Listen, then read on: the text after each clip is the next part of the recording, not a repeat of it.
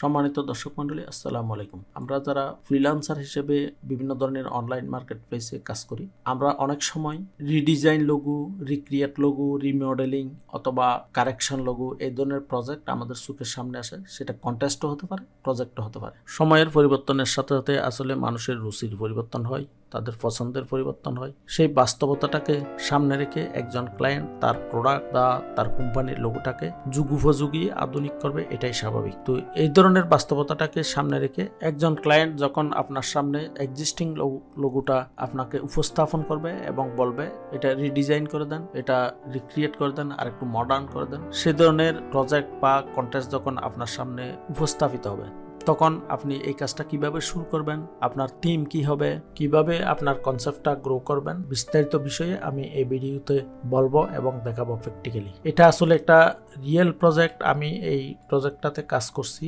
এটার ডেসক্রিপশন হচ্ছে এটা, আর ক্লায়েন্টের যে এক্সিস্টিং লোগোটা ছিল সেটা হচ্ছে এটা। এই লোগোটাই ওনার এক্সিস্টিং লোগো, ওনার ডেসক্রিপশনে দেওয়া আছে এটার কি করতে হবে। সেটার উপর ভিত্তি করে আমি কিভাবে এই প্রজেক্টটা কমপ্লিট করছি সেটা বিস্তারিত এই ভিডিওতে দেখাবো। আশা করি আপনারা পুরো ভিডিওটা দেখবেন। আর সম্মানিত দর্শক মণ্ডলী, আপনারা যদি আমার এই চ্যানেলটি এখনো সাবস্ক্রাইব না করে থাকেন, এখনই আমার চ্যানেলটি সাবস্ক্রাইব করুন, বেল আইকনে ক্লিক করে রাখুন। যখনই আমি নতুন নতুন ভিডিও আপলোড করব, সাথে সাথে আপনারা নোটিফিকেশনের মাধ্যমে জেনে যাবেন।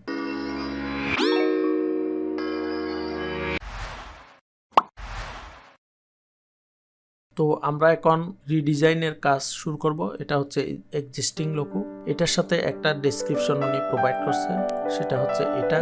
এই ডেসক্রিপশনটাকে আমি কপি করে জাস্ট আমার আর্টবোর্ডে নিয়ে আসি আমার কাজের সুবিধার্থে। মনে করেন এটাই হচ্ছে ওনার সংক্ষিপ্ত একটা ডেসক্রিপশন। সেই ডেসক্রিপশনটা আমার সামনে রেখে আমি ডিজাইনের কাজটা শুরু করব। উনি প্রথমে লিখছে, please do not submit the same logo as an entry.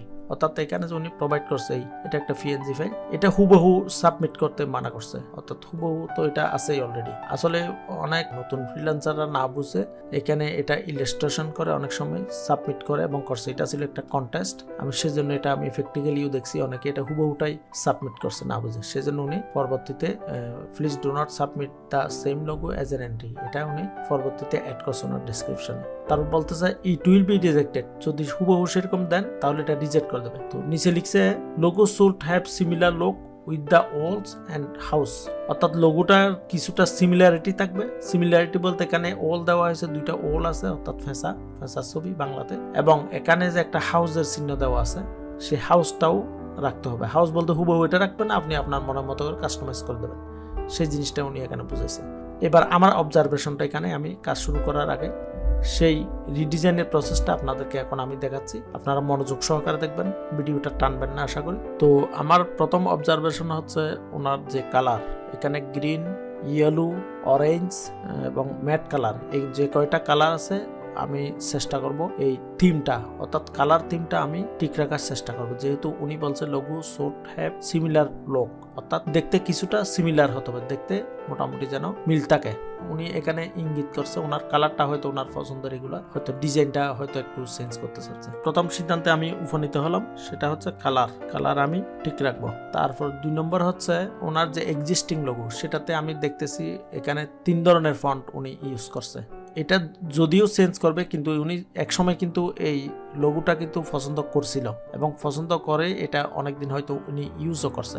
এটা এখন উনি থিমটা ঠিক রেখে এখন লোগোটা একটু চেঞ্জ করতে চাচ্ছে। তাহলে উনি এখানে যে ফন্টের মধ্যে এখানে কার্সিভ ফন্ট আছে, স্টেট ফন্ট আছে, ইতালিক ফন্ট আছে, এই 3 ধরনের ফন্টে ওনার দুর্বলতা আছে বিধায় উনি এই ফন্টগুলা একই লোগোর মধ্যে 3 রকমের ফন্ট ব্যবহার করছে। সেটাও আমি মাথায় রাখলাম। তাহলে 2 নম্বরে আমি রাখবো ফন্ট। আমি ফন্টগুলো যে 3টা বললাম সেটা আমার মাথায় আছে, এটা হচ্ছে 2 নম্বর। 3 নম্বরের মধ্যে যে জিনিসটা খেয়াল করতে হবে সেটা বলতেছে similar look with the walls and house. অর্থাৎ এখানে যে হাউসের একটা চিহ্ন আছে সেটা আমি রিডিজাইন করার সময় এই হাউসের ব্যাপারটাও আমার মাথায় রাখতে হবে। তাহলে 3 নম্বর হবে ওল অ্যান্ড হাউস, অর্থাৎ ওলটাও রাখতে হবে, ওলস অ্যান্ড হাউস। এটা আমি ডেস্কটপের মধ্যে সেভ করলাম রিডিজাইন লোগো হিসাবে আমি রিডিজাইনে সেভ করলাম।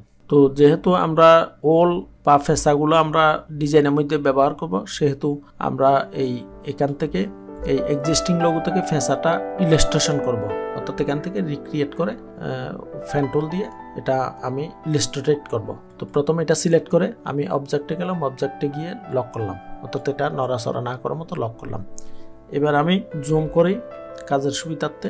জুম করে আমি এখন ফেসার টুলটাকে আমি এটা ইলাস্ট্রেশন করব। তো এই ইলাস্ট্রেশনের অংশটা আমি একটু স্পিড ভিডিও দিয়ে স্পিড আপনাদেরকে দেখাবো। তো আমি ফ্যান টুলটা নিলাম।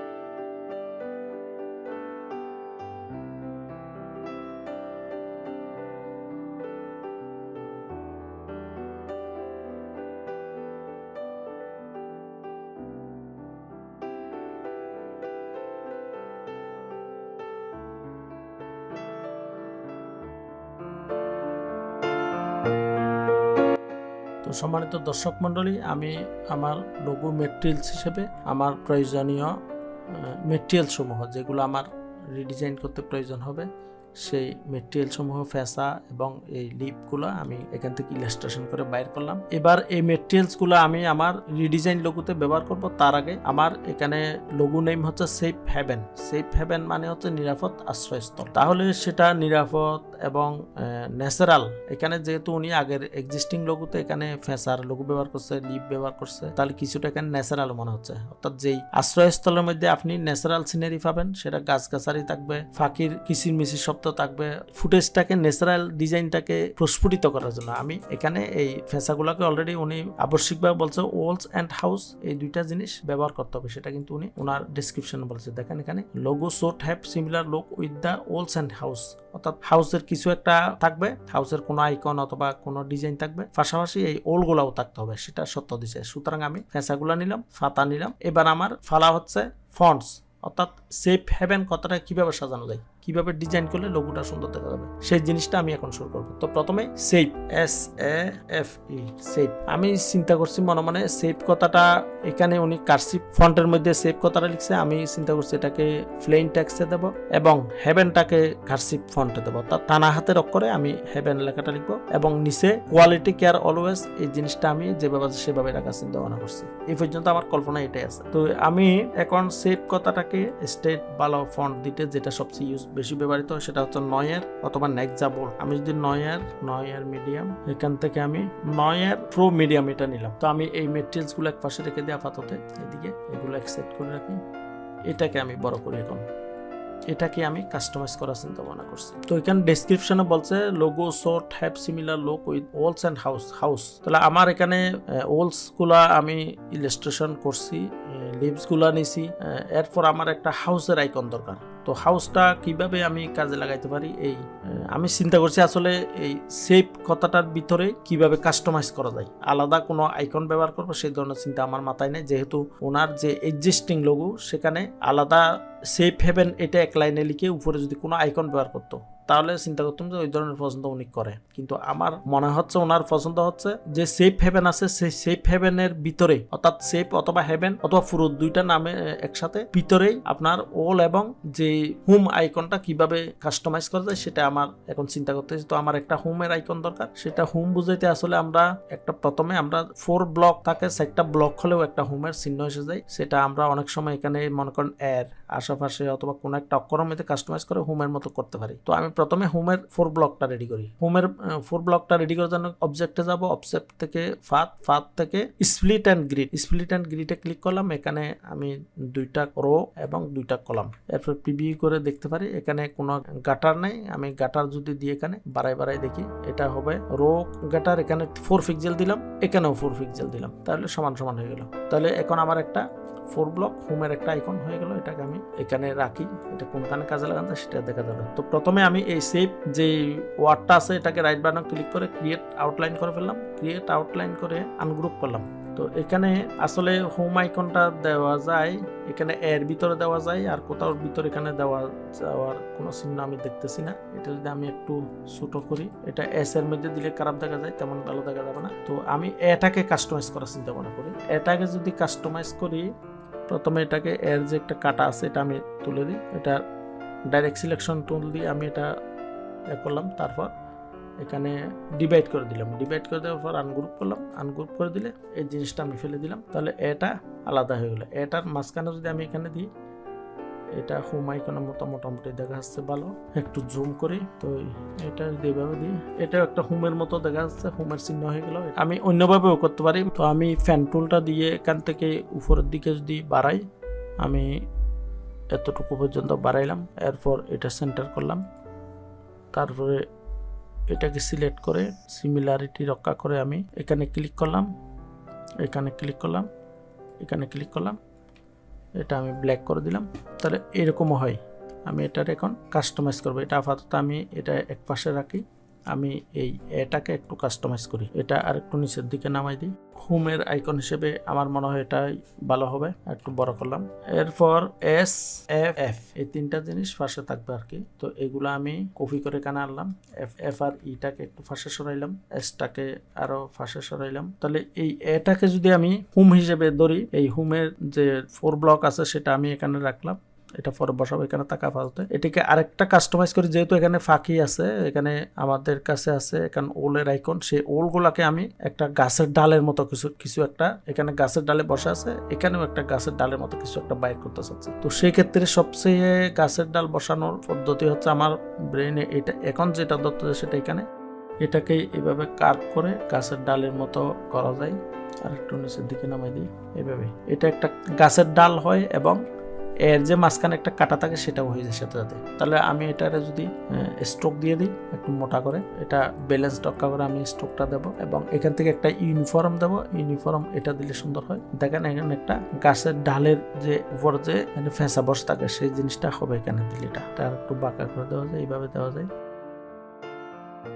তো এটা আমি পরে এস আর ই এগুলোকে পরে সাইজ করবো, এগুলো আপাতত এখানে রাখি। এখন এটাকে আমি স্ট্রোকটো ফিলে নিয়ে যাব, তাহলে এক্সপার্ট রেফারেন্স করলাম, এরপর এটাকে এক্সপান্ড করে দিই, এক্সপান্ড করে এটারে ফাত অফসেট ফাত দিয়ে 5 পিক্সেল রাখলাম। তারপর এটাকে আমি এটাকে একটু ডিভাইড করি, এটা করার পরে বুঝবেন। এটাকে যদি আমি ফেলে দিই, এখন উপরে যে অফসেট ফাত করছিলাম এটা আমি ফেলে দিচ্ছি ডিলিট করে দিয়ে, এটার দরকার নাই, এটা এইভাবে থাক। এখানে যে কাটা গেছে এটাও কেটে দিই, এটা দুই পাশে কাটবো না, আমি এক পাশে কাটবো। এখানে ভিতরে একটু ময়লা জমছে, এটা ফেলে দিই। এরপর এটা সিলেক্ট করে আমি আবার ডিভাইড করলাম, ডিভাইড করে দিয়ে আনগ্রুপ করলাম, আনগ্রুপ করে আমি এই জায়গাটাকে ফাঁক রাখতে চাচ্ছি, এইভাবে থাকবে। তাহলে এটা স্টাইলিশ একটা হয়ে গেল। অল সিলেক্ট করে এখানে আবার ডিভাইড করলাম, ডিভাইড করে আমি এই জায়গাতেও একটু ফাঁক রাখতে চাচ্ছি। যে কাজে করেন সূক্ষ্মভাবে করবেন, যেন কোনো ধরনের গাপলা না থাকে। এবার আমি এটাকে ইউনাইট করে দিই, তাহলে একটা হয়ে গেল। এগুলো ইউনাইট করে দিলে আপনি একটা কালার অ্যাপ্লাই করলে পুরোটাতে একসাথে ইয়ে হয়ে যায়। মনে করেন আমি এটাকে ম্যাট কালার দিলে ম্যাট কালার হয়ে গেল। এবার এই এস এফ ই এই তিনটা অক্ষর আমি এখানে নিয়ে আসি, নিয়ে এসে আমি এটার কালার দিতে চাচ্ছি, আমি চাচ্ছি এটাতে অরেঞ্জ কালার দিই, এই শেপের অরেঞ্জ কালার দিলাম। এখানে উপরের এর অংশটাকেও অরেঞ্জ কালার দিলাম, তাহলে মোটামুটি শেপটা হয়ে গেল। শেপে নিচে এই যে হোম একটা আইকন আছে, সেই হোম আইকনটা এখানে দিলে এটা একটা হোম, এটারও একটা কালার দিই, আমি অরেঞ্জ কালার দিই। তাহলে মোটামুটি আনগ্রুপ করে এটা আর একটু ফাঁক করে দিয়ে একটা স্পেস দিলাম, স্পেস করে দিলাম, তাহলে এটা ভালো দেখা যাচ্ছে মোটামুটি। এখন এটারে গ্রুপ করে দিলাম। এবার আমার সেভ কথাটা হয়ে গেল। এরপর আমি চাচ্ছি এটা যদি গাছের ডাল হয়, এখানে আমি ফেঁচাগুলোকে এখানে বসাই দেবো। আচ্ছা, প্রথমে গাছের ডালটা বানাই, এখানে আমি এই পাতাগুলো এখানে বসাই দিলাম। আমি এই অংশটা একটু স্পিডে দেখাচ্ছি আপনাদেরকে।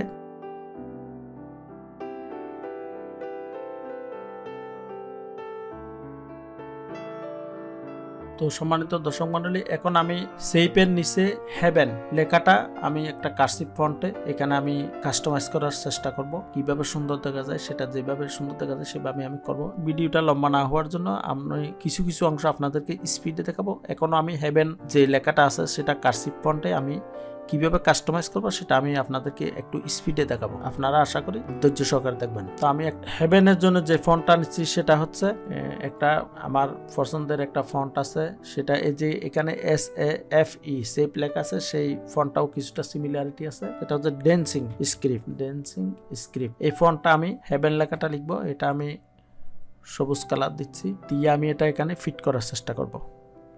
কিভাবে ফিট হলে সুন্দর দেখা যাবে সেটা আমি এখন চেষ্টা করতেছি।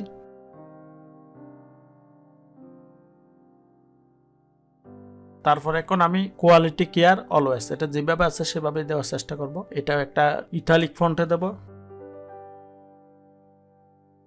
তো সম্মানিত দর্শক মন্ডলী, আপনারা আশা করি পুরো ভিডিওটা দেখলেন। আমার পুরো রিডিজাইন লোগোটা মোটামুটি রেডি হয়ে গেছে। আগের পূর্বের ডিজাইন ছিল ওনার ক্লায়েন্টের এই ডিজাইনটা, আমি এটার সিমিলারিটি রক্ষা করে এই ডিজাইনটা রেডি করছি।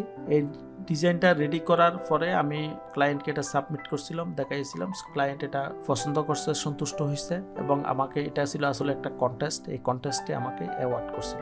আমি এই ভিডিও টিউটোরিয়ালের মাধ্যমে এই প্রসেসটাই আপনাদেরকে শেয়ার করতে চাইছি। সেটা হচ্ছে আপনি একটা রিডিজাইন কিভাবে করবেন সেই প্রসেসটা জাস্ট হুবহু এই ডিজাইনটা কেউ নকল করবেন না, আমার অনুরোধ রইল। যেহেতু আমি এটা অলরেডি এই প্রজেক্ট থেকে আমি হ্যান্ড ওভার করে সেল করে টাকাটা নিয়ে নিছি, সুতরাং এই ডিজাইনের সম্পূর্ণ কপিরাইট হচ্ছে এখন সেফ হেভেন ওই কোম্পানির হাতে। এই প্রসেসগুলো ফলো করে আপনারা প্র্যাকটিস করবেন। আশা করি আপনাদের লোগো কনসেপ্ট গ্রো হবে। রিডিজাইন কিভাবে করে সেই বিষয়ে আপনারা আরো উত্তর জ্ঞান অর্জন করতে পারবেন প্র্যাকটিসের মাধ্যমে। আপনারা যদি আমার এই প্রসেসে কোনো একটা ডিজাইন রিডিজাইন করেন অথবা কনসেপ্ট গ্রো করেন, আশা করি আপনারা সফলতা অর্জন করতে পারবেন। তো পরবর্তী ভিডিও দেখার আমন্ত্রণ জানিয়ে আজকে এই পর্যন্ত। আসসালামু আলাইকুম।